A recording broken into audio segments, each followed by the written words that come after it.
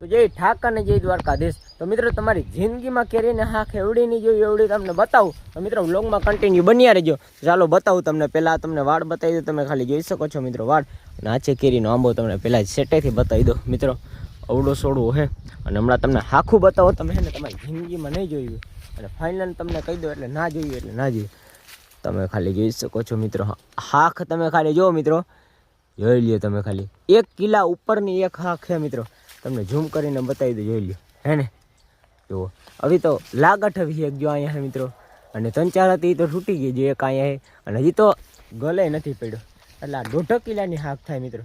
અને આવો આંબો કોઈ જોયો હોય તો જરાક કોમેન્ટ કરી દેજો, અને તમારે વાડીએ આવો આંબો હોય તો જરાક કોમેન્ટ કરવાનું ભૂલતા નહીં।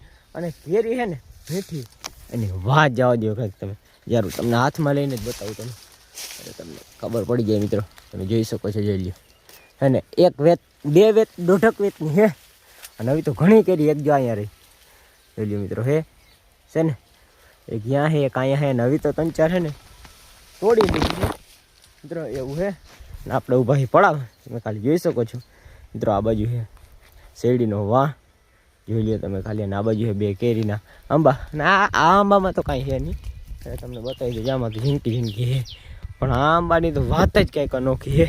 તો મિત્રો આવી રીતે હે, કારણ કે કેરીની સિઝનમાં બહબહાટી બોલે છે। તો મિત્રો આપણા પેજમાં ન હોય તો ફોલો કરવાનું ભૂલતા નહીં। તો બધાને જય દ્વારકાધીશ।